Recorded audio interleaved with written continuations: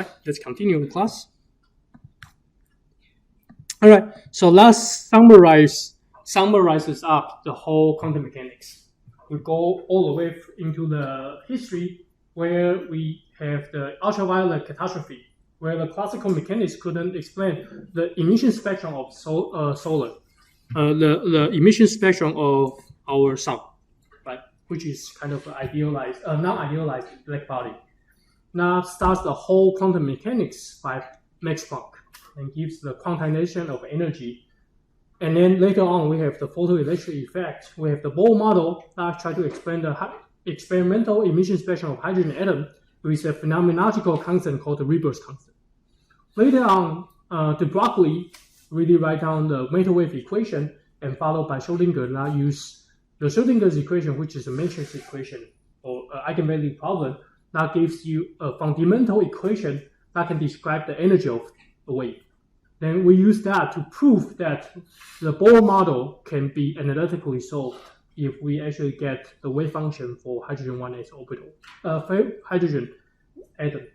And then using that wave function, we solve for the equation, which looks exactly as Bohr's model. And we realize Bohr's constant is not really a Ribers constant is not a constant, but a few fundamental constants mixed together.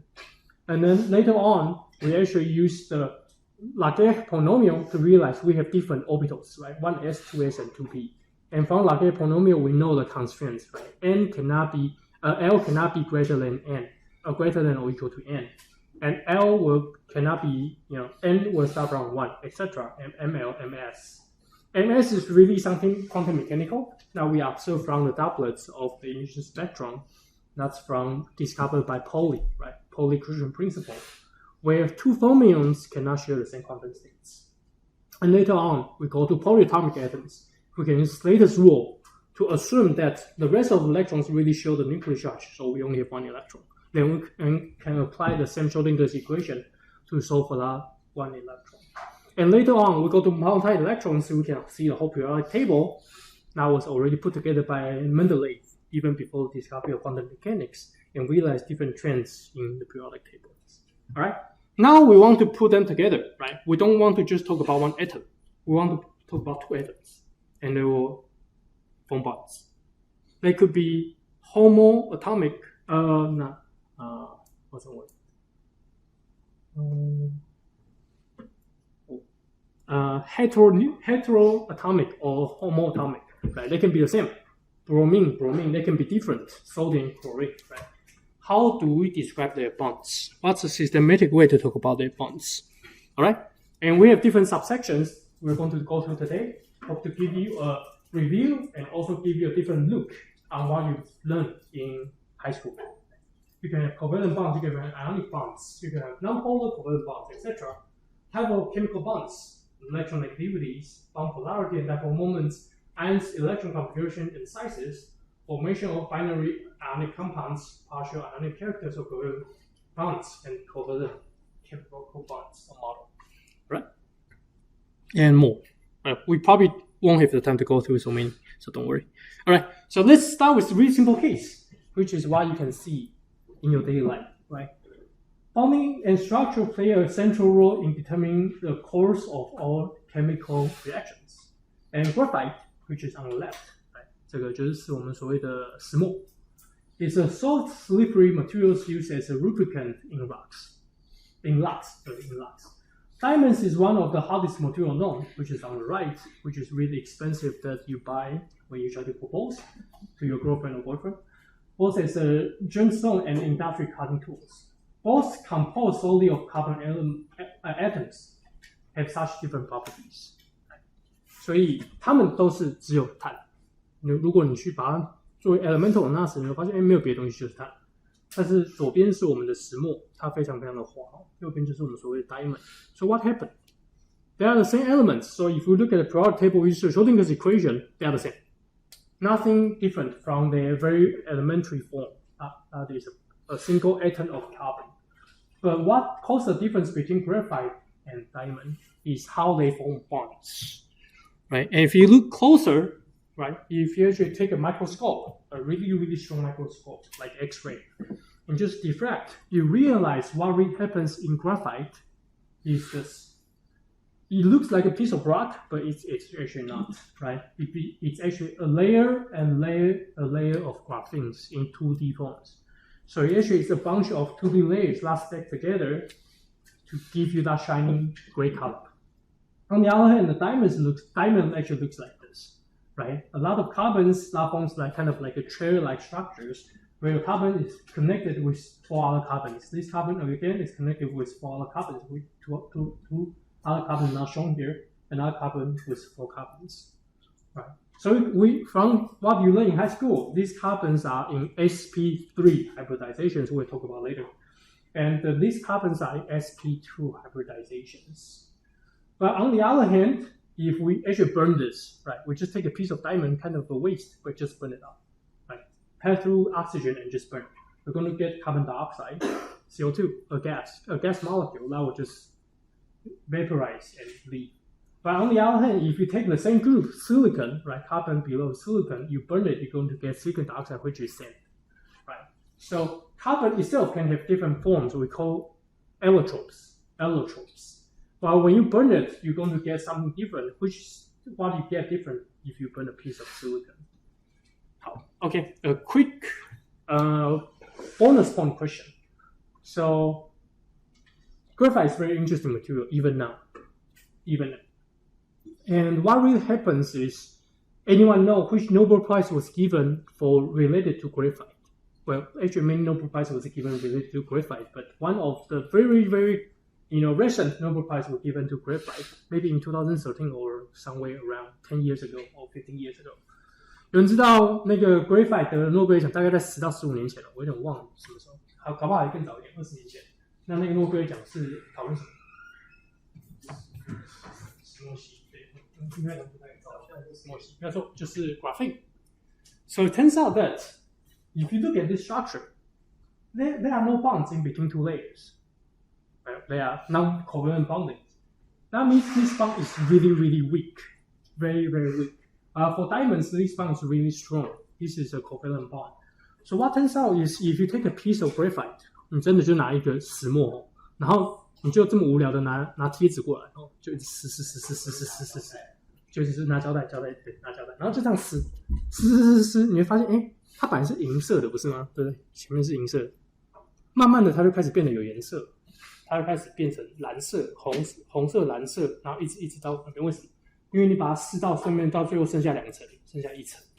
这个时候它的 behavior 就不再是它原本的 behavior， 原本它就是像一颗岩石这样，对，你丢下它就碎掉的。那这个东西很特别，为什么呢？因为这个东西是功能材。为什么说是功能材？因为当它变1层的时候，它就会开始像量子材料。那你想想看，这1层的时候什么概念？它是不对称的，什么意思？就是它的左右这个 XY 轴是平面的，但是 Z 轴不是平面的。也就是说，它的导电性是有层性的。如果你把它放在你的电路里面，你会发现它导电是往这个方向导电，但是往这个方向就不导电，对，电子没有办法往这边走。同样导热也非常特别，导热的话一样，它也是往这一层导热，这一层不导热。所以你们看你们的手机，你们手机里面的 lithium， 其实现在有一些新的材料了。So if you actually look at your cell phone and the battery, lithium battery.The cathode， 阴极吧，中文好像反过来，阴极事实上就是一层一层的石墨烯。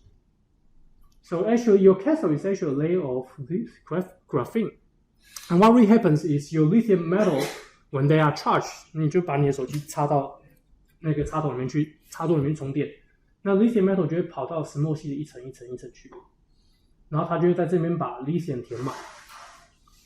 然后你在使用你的手机的时候就放电，放电的时候怎么样？Lithium 它就 reduce， 它就会 oxidize 嘛，对，它电子会跑出来。电子跑去哪里？总要跑到某个地方去了，就是跑到石墨烯里面去。石墨烯就会连到你的电路线，铜线也好，什么线也好，它就会导电。那我们刚才说过了嘛，石墨烯它不对称，所以它的电流只能往一个方向流，它不能往这个方向流。那为什么这很重要？因为它要是往错的方向流会干嘛？会产生热，你的手机就会发热，就会爆掉。所以石墨烯是一个非常非常有趣的材料，所以它电子就会往这边流。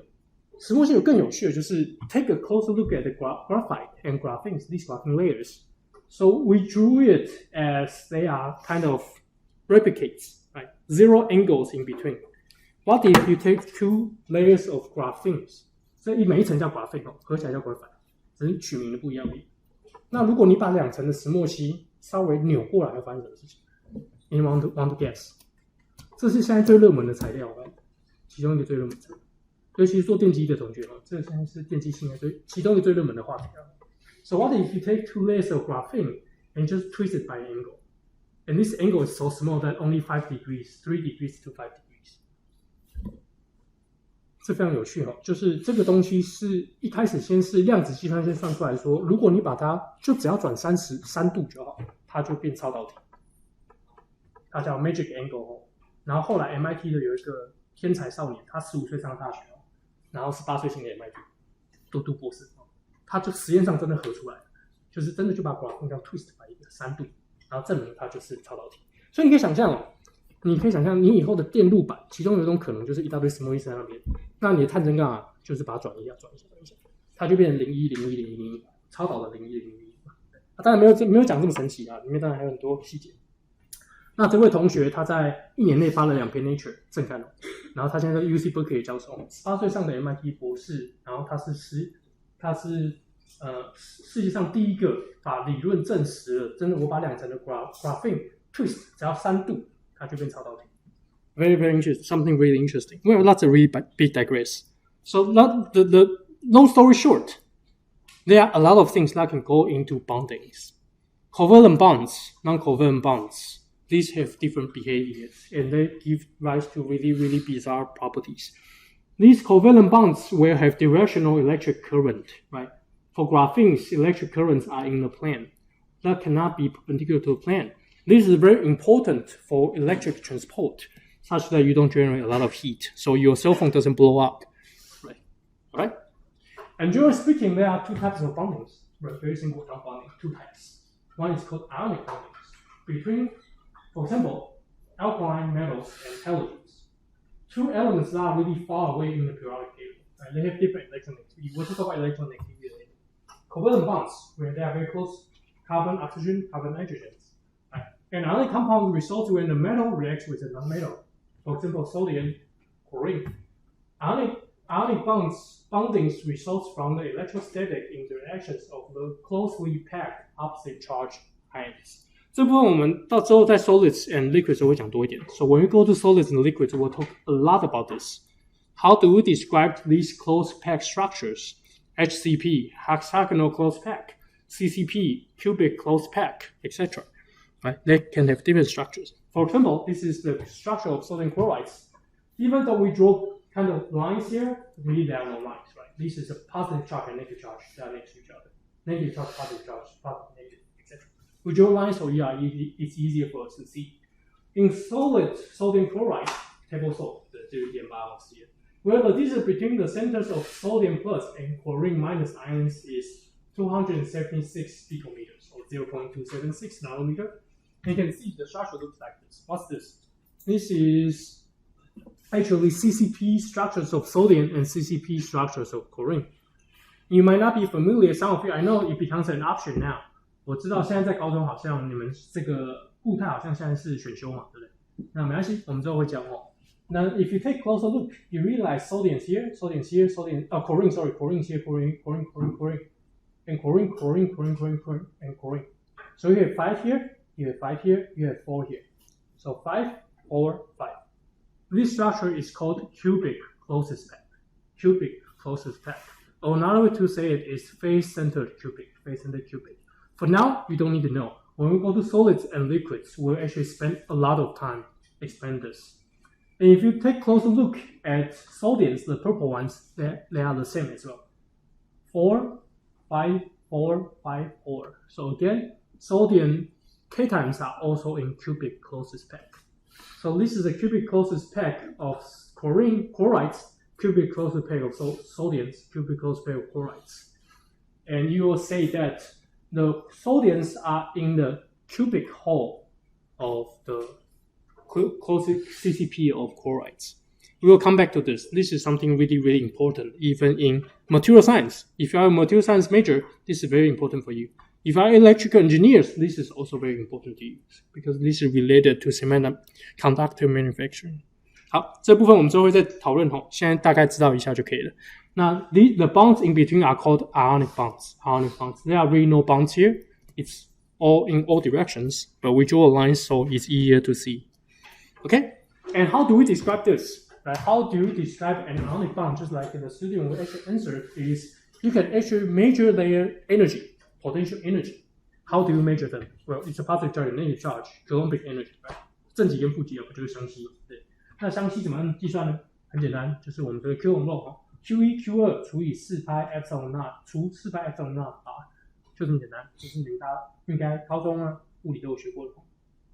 那前面是一堆 constant 嘛，对不对？就是 2.31 乘以10的负19次方每边倍，然后最后是这个 Q1 Q2 除 R， or R 除以 Q1 Q2。All you need to know is it follows Q and law, right? Something you've seen in high school, or some of you might be in middle school in physics class. QQ divided by R, right? You don't need to remember the constants here. So of course, for sodium chloride, it's going to be plus charge and minus charge, plus 1 and minus 1, plus 1 minus 1, and the distance in between is 0.276 nanometer. So you can actually calculate the ionization bond energy is minus 8.37 times 10 to the minus 19 joule. And of course, we have more of these molecules, these ions, right? So you can have different bonds. But remember, we have a positive sodium cation, we have a negative chloride. We also have another chloride here, which will be repulsion. So we need to sum up the attractions between pairs of sodiums and chlorides. We also need to sum up the repulsions between sodium and chloride. So if you go to inorganic chemistry, you'll learn much more about this. We have a constant that is called the Madelaine's constant that actually will allow you to multiply by that number here to actually figure out how much attraction and repulsion you can get in summary. It's a convergent series. 所以如果你对数学有兴趣的话 Madeline constant 是一个 convergent series 因为你的一个 sodium 周围会有6个 chloride 嘛，对不对？那一个 sodium 周围会有8个 sodium， 然后再到下一层，所以它其实是6 attraction 8 repulsion， 然后几倍的 attraction 几倍 repulsion， 它是一个 convergent series。你最后可以把它算出来，它就是叫 Madeline constant。这堂课不会教，然后之后如果你有兴趣的话，无机会教的比较深。好 ，Alright, and lastly, we can then sum up the energy. So every ion pair, we have minus 8.37 times 10 to the minus 19 joule. Say we have a mole of ion pairs, 6.022 times 10 to the 23rd, and the energy will be minus 504 kilojoule per mole. That is for a mole pairs of sodium and chloride ions to react to each other to form ionic bonds. Note that this energy refers to a mole of sodium plus and chloride ion pairs in gas phase. Right, so we only have sodium chloride, and then really far away we have another sodium chloride. Really far away with that sodium. But in latest, we really have a three-box structure of repulsion, attraction, repulsion, and attraction. Right. So in solid sodium chloride, which contains a large array of closely packed sodium chloride, where a given ion is close to many oppositely charged ions, the energy associated with this ionization ionic bond is much greater than 504 kilojoule because of a large number of interacting ions. And we'll come back to this when we talk about solids and liquids. Okay? And why do we have this? Oh, it's kind of giving you a sense of why chlorine gains an electron and sodium loses an electron. Right? Sodium has a very small ionization effective nuclear charge. Chlorine has a large effective nuclear charge, so sodium gives the charge to chlorine. Alright? And of course, you can also compare ionization energy and electron affinity. Right? Chloride has a really negative ionization energy. Sodium has a small electron affinity, while sodium has a small ionization energy. However, if you look closer again, this doesn't make sense. 所以如果你再看的话，你会发现这一点都不 make sense。Sodium 是500 kJ per mole， chloride 是负300 kJ per mole， 反应为什么发生？对吧？两个相加不是正200吗？那反应不是要负的吗？那怎么会是正的？ So if you look at numbers again, you realize sodium is 500 kJ per mole. That means you need to give sodium 500 kJ per mole in order for it to lose an electron. On the other hand, if a chlorine atom gains an electron, it releases 300 kJ per mole energy. That means the number, if you sum them up, is still positive. That means the reaction should not happen. 也就是说什么意思？也就是说，如果你把sodium真的气化到空气中，然后你抓一颗出来，然后你把 chlorine gas 也把它气化，然后把它放 break 也抓一个 chlorine atom 出来，然后你就把它们丢到一个 chamber 里面哦，像联谊这样。然后 sodium chlorine 撞在一起，什么都不会发生。Nothing will happen if you take a sodium atom and chlorine atom and just let them collide. Right. So this is something really interesting when you think about gas phase and solid phase. But we have more. We have a bunch of crystallization. 也就是什么意思？也就是说，它不只是一个 ionization energy 的关系，它还要形成一个很大的 periodic lattice， 它要变成一大堆 sodium 一大堆 chlorine。那这个 attraction， 实际上这个 large range attraction 才是那个重要的 energy。Actually, let me repeat in English. So if you look at this number, why did I put in this number? Is this number doesn't add up. This doesn't make sense. That means sodium and chlorine should not react in gas phase. And indeed, they do not react in gas phase. But we know we have sodium chloride, and we have a lot of sodium chloride. What really happens is, in addition to losing electron and gaining electron, they form a periodic lattice of ionic bonds. And these ionic bonds really is the driving force for the formation of sodium chloride. When we go to solids and liquids, we'll talk more about this. This is called the lattice energy. 这个有一个专有名词叫做 lattice energy， 也就是说，我从气化的 sodium plus 跟 chlorine gas， 我得要把它排列整整齐齐的 cubic closest pack。那它们周围就会有很多 ionic bond， 有很多 repulsions。那这个 sum 叫做 lattice energy， 而这个 lattice energy 才是为什么 sodium 跟 chlorine 发生反应的重要。实际上你说 lattice energy 吗？对，没错 ，lattice energy 非常的这个负值很大。破千的，这个负值是破千的值哦。好，那that's kind of a preview. So when we go to solids and liquids, we'll come back to this. So realize that solids and liquids we have a lot to learn. Right? We have the different shape of crystals. We have different formation energies. Okay, but don't worry, we'll get there. 好，不用担心哦，我们到时候之后会再讲，这部分就稍微理解一下就可以了。好，if we have ionic bond, we have another thing that is called covalent bond, right? The type of bond we encounter in hydrogen molecules and in many other molecules in which electrons are shared by nuclei is called covalent bonds. 所以关键字是什么？关键字就分享了 share. The keyword is share. In covalent bondings, two identical atoms share electrons equally. So hydrogen and hydrogen, we share these two electrons equally. No one has this electron pair.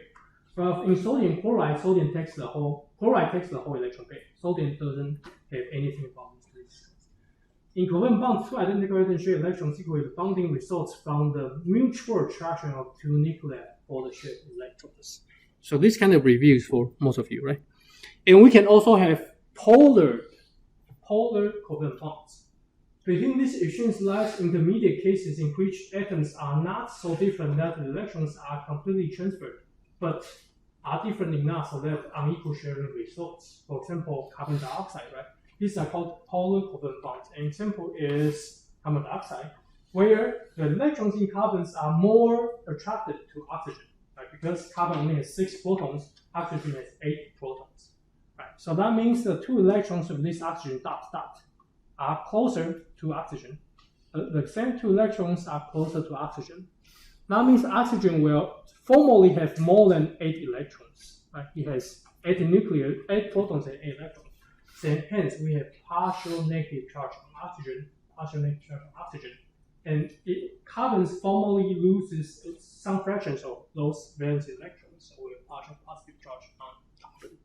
This is called polar covalent bond. Okay, and we can actually also use lattice rule to understand why we don't form ionic bonds between carbon and oxygen. Also, we don't form non-polar covalent bonds.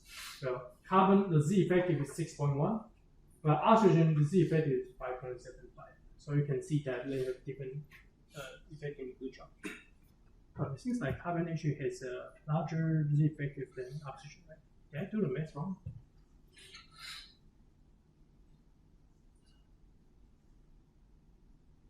So 6 minus something cannot be 6.1. Yes, the math was wrong.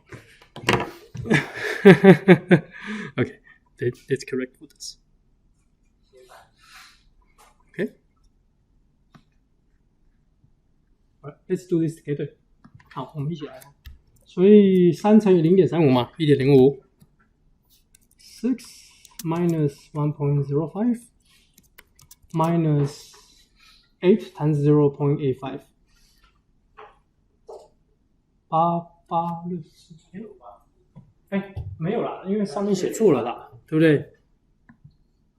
没有第三层。Carbon doesn't have the third rule, and oxygen doesn't have the third rule as well.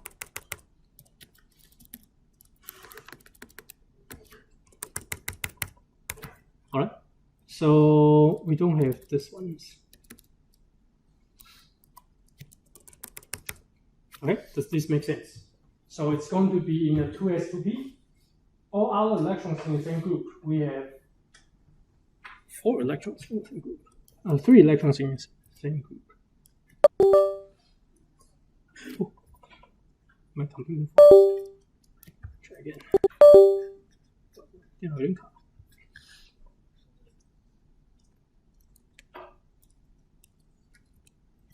Okay, so we have 3 electrons in the same group, and we have 2 electrons in 1s2.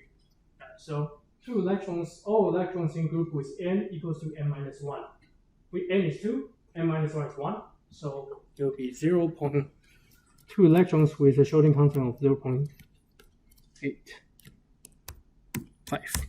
Okay, so that means 6 subtracted out by 1.05, and the other one is 1.7. So what's the number we get? It will be 6 subtracted out by 2.75. That means 1.25. I hope you can get 1.25 as well. And the other one will be 4 here. So it will be 5 electrons in the same group. 2 electrons in m equals to m minus 1.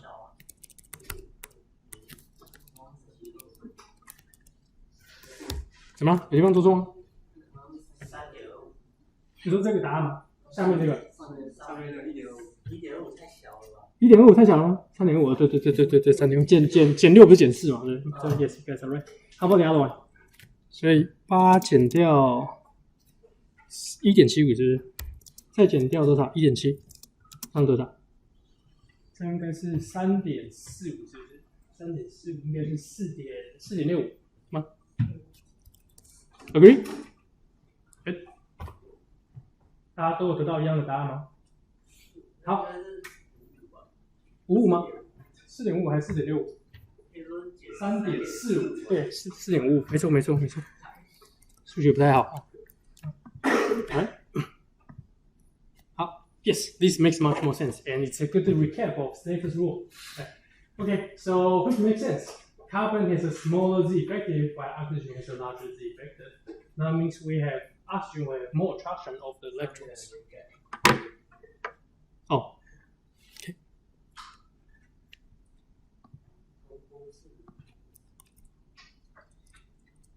Like this.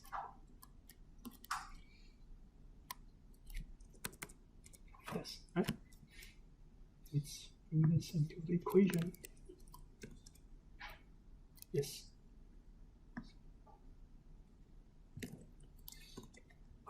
Okay.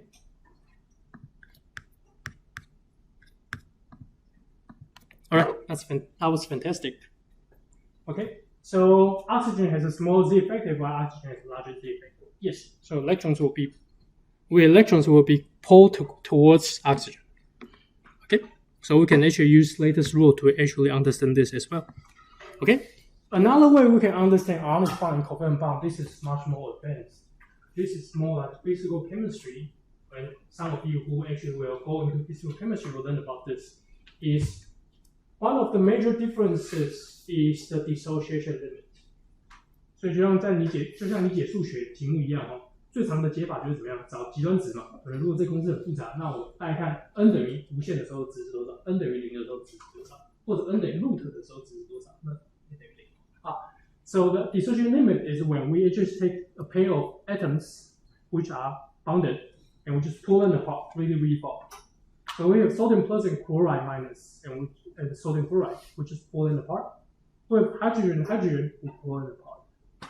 For ionic compounds, the dissociation limit results in 2 ions. Right? So sodium and chloride, the bond is about 236 picometer. If you just pull them apart farther, you will get at, for example, I equals 600, sodium plus and chloride minus. And then we can say this molecule is an ionic compound. This compound is an ionic compound. On the other hand, for covalent bonds, if you pull them apart, you're going to get H dot and H dot. Well, the equilibrium bond distance is 74 picometer, and you pull it to about 300 picometer, you're going to H dot and H dot, and then we call this the covalent bond. So another thing about this is at the dissociation limit, what are the constituting elements or ions, right? Okay. And of course, this can even be more complicated than you can imagine. That the distance at which the energy is the minimum on this curve is called the equilibrium intermolecular distances or the bond distances, right? The bond lengths. The energy terms involved are the potential energy, like she mentioned, and that results from the attractions and repulsions among the charged particles: electron repulsion, electron-nucleus attraction, nucleus repulsion. And the kinetic energy caused by the motion of the electron. Don't forget, electrons are still moving around, right? So we still have kinetic energy. And this goes back to our Schrödinger's equation, right? In order to get which bond distance is the shortest, that means you're going to have a balance of potential energy and kinetic energy. You can actually use Schrödinger's equation. Remember, the first part describes the kinetic energy of electrons and also nucleus, and the second part describes the charge repulsions and attractions. Positive, positive, negative, negative, negative, positive. And the zeroth reference point for energy defines the atom's infinite separation. So we say zero is at infinite, while the reduced in energy is the potential energy, and the minimum is where the bond length is. It's at 75 picometers for hydrogen atoms. Right, so these are ways to think about bondings also. That is really the minimum energy on the potential energy surface. This point is where we call the bond length of the molecules. Okay? And at very short distances, the energy rises steeply. So if we compress the two hydrogen atoms closer and closer and closer, the energy just explodes. And because of the great importance of the internuclear repulsion process in these distances, right? Nuclei are too close to each other. So then you have very strong repulsions between the two H plus. The bond length is the distance at which the system has the minimum energy, and the bond energy corresponds to the depth of the valence point. So the distance will be here, and the energy of this bond, if you break it, you need to give 432 kilojoule per mole in order to break the bonds between hydrogens for a mole of hydrogen atoms. And this is what we call a potential energy surface. Potential energy surface. And these are really hot topics, and you'll learn more in physical chemistry. Okay? All right. But then, of course, we can every time calculate. That is the rule, right? You can do this. And I did it wrong. So obviously, this is not practical. We need something else. Otherwise, it takes too much time to calculate. So someone else come up with the idea called electronegativity, which is a value that we can directly compare. Instead of calculating Slater's rule, we can directly look up the table of electronegativity. To simplify the need to compare different values between two atoms, electronegativity was introduced by Pauling, Pauling, in 1932 to describe the ability of an atom in a molecule to attract shear relation to itself. That means oxygen will have a higher electronegativity than carbon, which we will already show by the effective nuclear charge. The difference in electronegativity was introduced as follows. That means the difference between two elements is the square root of the bond dissociation energy of the corresponding heteroatomic molecule, AB, subtracted out by the average of their individual bond breaking energy. So let me actually do this for you to make more sense. So if we want to compare hydrogen and chlorine, the difference between their corresponding electronegativity chi chlorine and chi H is chi chlorine minus chi H. The absolute value is what's the energy to break HCl? Right? So you have an HCl molecule, and then we can put them into dissociation limit. Right. The energy here is called HCl, and then we'll compare this energy to the average of individual HH and Cl. And all this we can do experiments, right? We just make these elements and measure experiment. Right, so HD of HH plus HD of CL and divide by 2, right? Just averaging them and get the difference.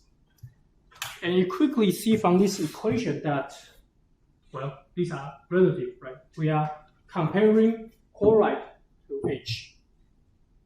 But this is the difference, right? So 4 subtracted by 2 will give you 2. 6 subtracted by 4 will still give you 2. So this is a relative scale. It's not a constant number. So that means H, high H, electronegativity of hydrogen is not defined. 所以你会发现这是一个相对性概念，这不是一个绝对性概念。那既然是一个相对性概念，我们就要设一个0嘛，谁是0？然后那个人是我的 reference.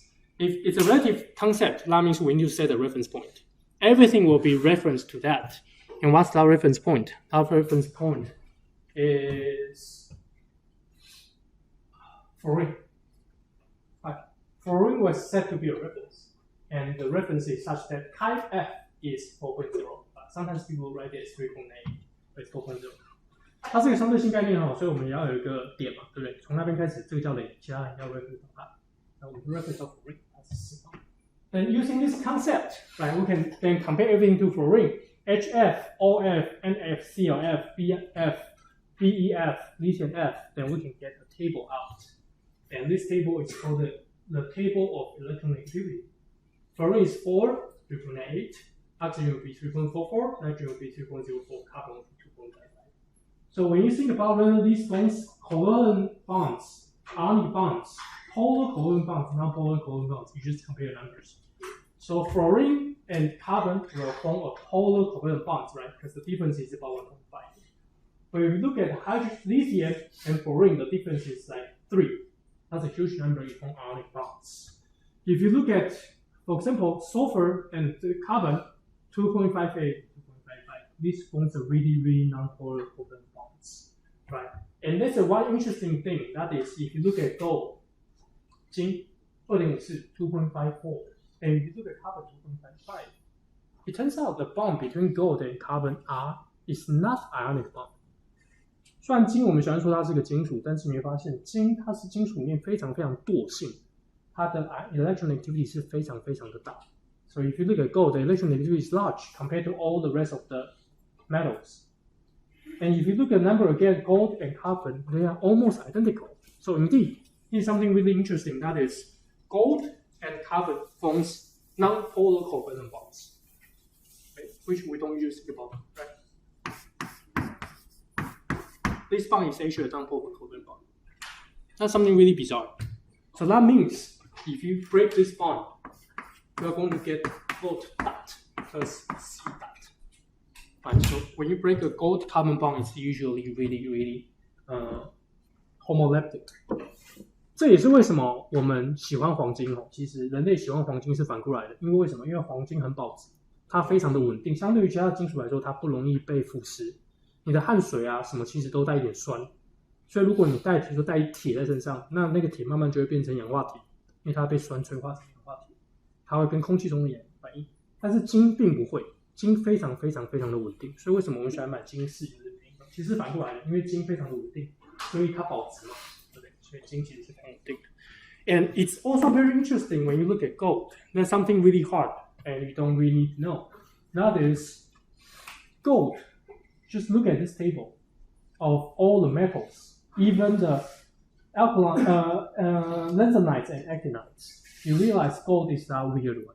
所以你会发现，你看这个表，你会发现，我这么多金属，都是金属，只有金他妈 electronegativity 是 2.54， 其他人都是大概小于2，有些极端值很重的，大概在2左右，只有它 2.54， 为什么？那 turn out 这里有个东西叫做相对应效应 relativistic effect。Remember when I was talking about Schrödinger's equation, I told you Schrödinger won a Nobel Prize.But he didn't win the Nobel Prize himself. Like, unlike Einstein, right? Einstein won the Nobel Prize himself. Schrödinger won the Nobel Prize with Dirac.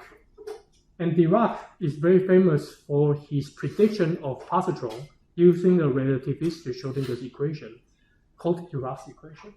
Or another way to say is, Schrödinger's equation is the non-relativistic approximation of Dirac's equation. it turns out gold is very heavy. Electrons in gold 1s orbital is moving at 20% of the speed of light. 就是电子在晶里面，在 ES 轨道里面的旋转速度是0.20% 的光速。这个时候，这些电子其实非常非常重，为什么？因为大家都学过嘛，对不对？我东西越重，东西移动的速度越快，它就越重。也就是说，你要加速到光速的时候，你要给无限的力、无限的能量出来加速。为什么？因为重量的意思就是你要给多少力，它会加速，对不对？The real definition of mass is how much energy, how much force you need to apply to accelerate that matter, right? So what happens in gold is that electrons are moving so fast that they start becomes relativistic particles. And what happens is they no longer behave like normal electrons. And now that is why gold has really, really weird behavior. And of course, that's like massive level class. So we're not going to talk about that. All you need to know is gold is weird. And gold and carbon actually happen to form non-polar bonds. Okay? How electron and a difference in bonding atoms. So if there are no difference, like gold and carbon, it's called a non-polar covalent bond. If it's really small, like carbon and fluorine, 2.55 and 4, that's difference in 1.45, right? It's called polar covalent bond. If it's large, like lithium is like 0.9, fluorine is like 4, that's 3.1. So that's a concept introduced by Pauling. And of course, Pauling won the Nobel Prize. From this work, Linus Pauling won the Nobel Prize in chemistry in 1954. Of course, not that simple. A lot of things went into this. For the description of bonds, what are bondings? Okay? And anyone want to guess what Pauling is known for? 好，有人要猜一下？我发现今天给很多加分题。啊？八卦？没有，这是真实的。好 ，OK， 那我直接讲哈。Many people won Nobel prizes, but not many people won 2 Nobel prizes. For example, Madame Curie won 2 Nobel prizes, right? One is in physics, one is in chemistry. One is for the discovery of radioactivity, the other one is discovering the elements of polonium. Right? Linus Pauling also won 2 Nobel prizes. One is in chemistry, 1954, for the concept for bondings. Just like Madame Curie, right? Anyone want to guess what was the second Nobel Prize Linus Pauling won? 所以我们知道巨份的2个诺贝尔奖，一个是物理奖，一个是化学奖。然后 Pauling 第一个是化学奖，那你觉得他第二个是什么？哎，厉害，对，没错，他第二个呢，我跟你讲啊 ，Yeah, Linus Pauling, the second Nobel Prize Linus Pauling won was Nobel Prize in Peace, not anything related to science. And that tells you something really important. That is, as you become influential, there are more things that you want to do besides science, right? Linus Pauling also won the Nobel Peace Prize in 1962 for his fight against the nuclear arms race in East and West. 那时候在干嘛？那时候在打冷战，对，1965年打冷战。所以你发现，其实人类历史很有趣。为什么我从整个人类历史开始讲，就是科技的发展，尤其化学的发展。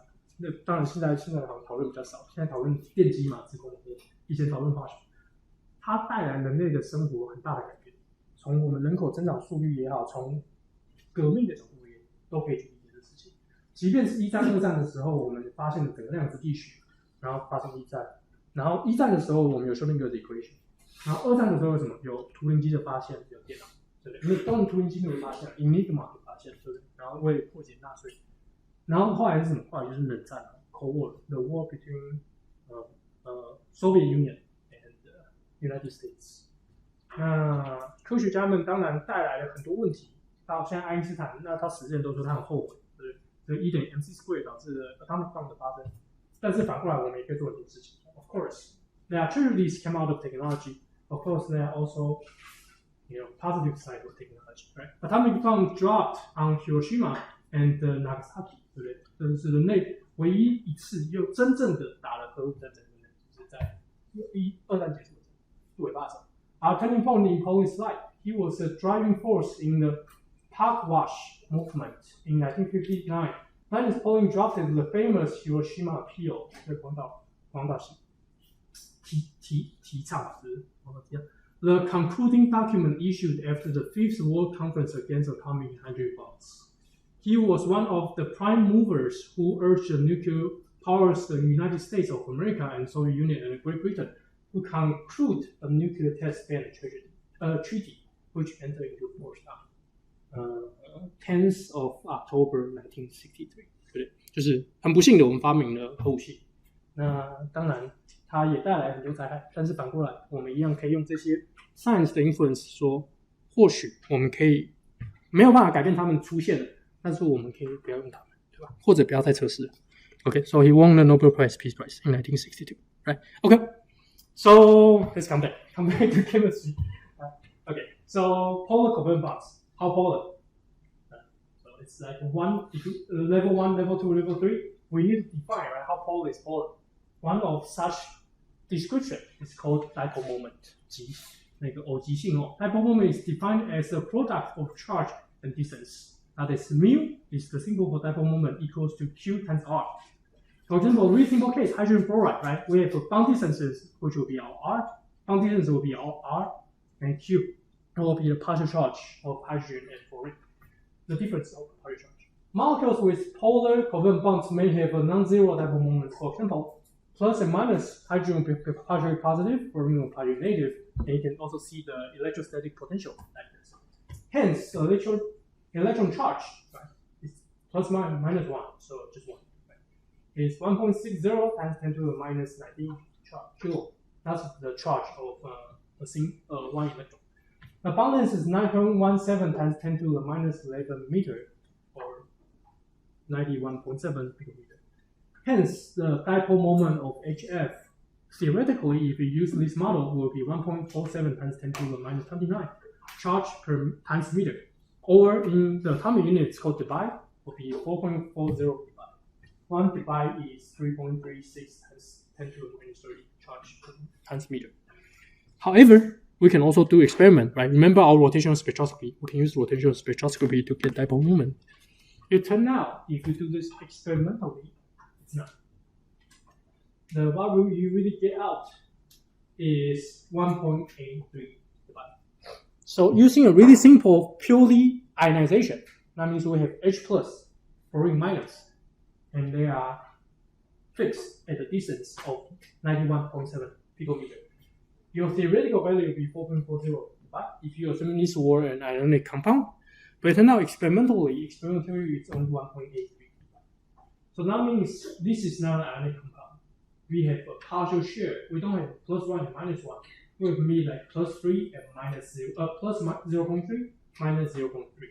Then we can solve for the covalency here will be 6.66 times 10 to the minus 20.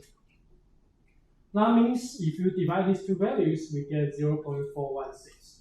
This is the theoretical, this is the experimentally measured dipole moment, and this is a calculated theoretical dipole moment for ionic compound. We're going to get, this is only about 41% of ionic character. So we can then say, hydrogen fluoride has 42% of ionic bond. It's not complete dissociation, it's partial sharing of that pair of electrons. Okay? And the molecules with permanent dipole will align with the external field, right? Conceptually, how do you understand dipole moment? Well, for people who are more interested in mathematics or physical chemistry, dipole moments are called the first order response of molecules or energy with respect to electric field. So for people who are more interested in physics or more interested in math, really what dipole moment really means is the E over the field. The U over the dipole moment. That is, when you pass an electric field through, right, your molecule may have a dipole that looks like this. Right, this is my dipole. And then because we pass the electric field, the molecule need to turn around. So you need to turn this way. So you need to make a 90-degree rotation. And this amount of energy change is called dipole moment, right, from a physical point of view. Right. So molecule with permanent dipole moment will align with the external electric field. Turn on electric field, molecule will align randomly, and you will run with the molecule. Right? And different molecules will have different dipole moments, right? So by the way, a polar bond doesn't mean you go to a polar molecule. So CO is 0.112 dipole divide. Hydrogen fluoride is 1.83 divide. Hydrogen chloride is 1.11 divide. Right? The bond length gets larger, but the covalency gets stronger. Right? So R gets larger, but also Q gets smaller. So we get 1.11. Hydrogen bromide, R gets even larger, but the covalency gets even smaller, right? 0.78. Hydrogen iodide, 0.08. Sodium chloride, really ionic compound, right? 9.00 divide. And so on and so forth. Okay? Okay.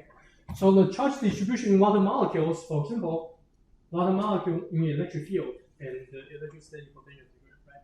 So the charge distribution of water molecule, positively positive on hydrogen, positively negative on oxygen, right? Oxygen has a higher, larger electronegativity than hydrogen. While when it's in the electric field, you need to align its dipole with the electric field, where the positively negative charge will align with the positive end of the electric field, and positive charge will align with the negative end of the electric field. And then we can also write down the electrostatic potential. That is, where are the negative charge and where are the positive charge of this water molecule. Ammonia will be the same, something looks like this. Right? So I'm going to skip this part. You can actually understand this. All right? However, having polar covalent bonds does not mean this molecule itself will be polar. Right? Carbon dioxide has two covalent bonds, polar covalent bonds. One go to oxygen, the other one goes to oxygen. They are in opposite directions, so they cancel each other out. Has a net zero dipole moment, despite of having two polar covalent bonds. This is because the symmetry of a molecule puts the two polar covalent bonds in directions that cancel their dipole moments contributions. So remember, dipole moments are really what? Vectors, right? They are not scalars, they are vectors, right? That is, really, we should write mu with vector. That is Q, which is a scalar, multiplied by R, which is a vector. Right?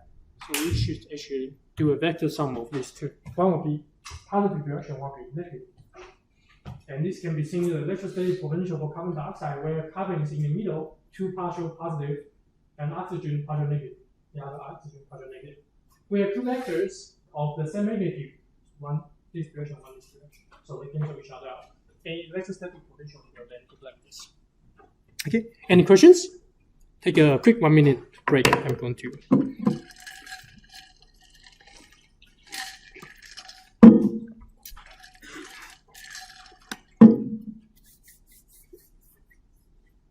Okay, I don't have any bonus question today. Let me see. Oh, that's one. Okay, let's break for the bonus question. Okay, so some examples. Some samples with polar covalent bonds, yet the net zero dipole moments will be molecules with high symmetry, right? So BAB, right? Linear BAB, right? Carbon dioxide. It will be trigonal planar in all three directions, 120 degrees in between. BABB, right? So these reactions, SO3, and then tetrahedrons, right? In three-dimensional space. Z reaction, XZ, XY, and then three directions. CCO4. So an example for you to do now will be on polarity and dipole moments. For each of the following molecules and as for volunteers, show the direction of the bound polarities. Also indicate which ones have net dipole moments. HCl, CO2, SO3, CH4, and H2S. V shape. And I'm going to give you, we have about 10 minutes left, right? 5 minutes for this question. Right? So spend about 2-3 minutes to finish the question, and I'll ask for volunteers.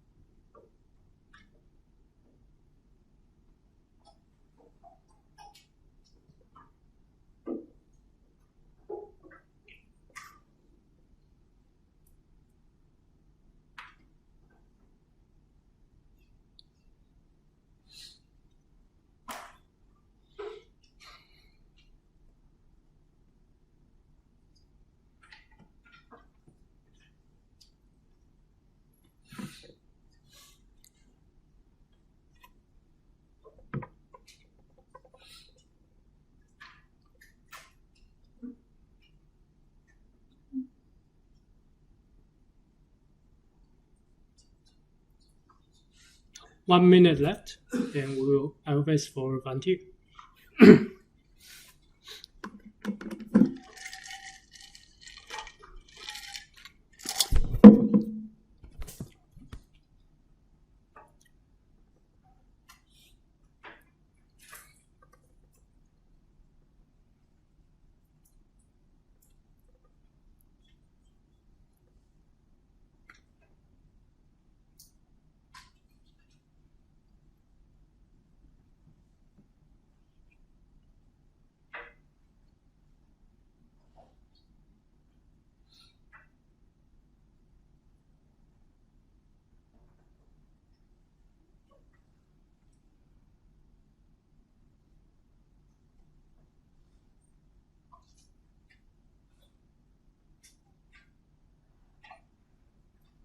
Okay, I'm going to count to 3. 1, 2, 3. No one? Any volunteers? Otherwise, I'll just give you the answer to you. Then you don't have the chance. 不要自愿吗？没有。好，那我直接把答案给你们哦。反正没有积分可以赚。好 ，OK, I'm going to give you the answer right away, so I can actually finish more slides. 啊？什么问题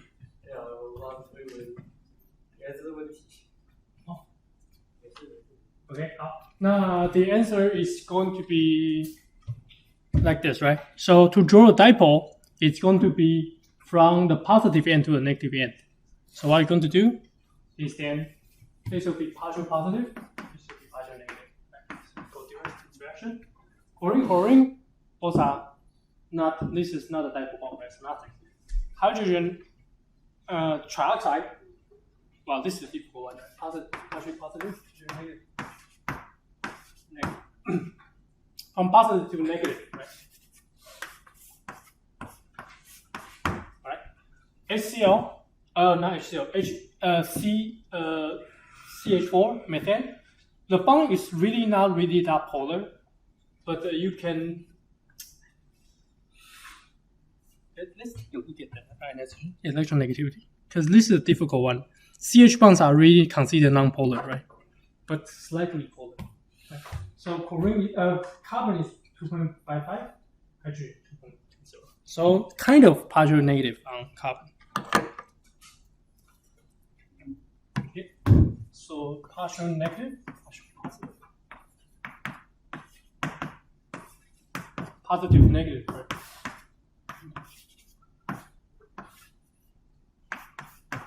Okay. And lastly, HF. So H2S.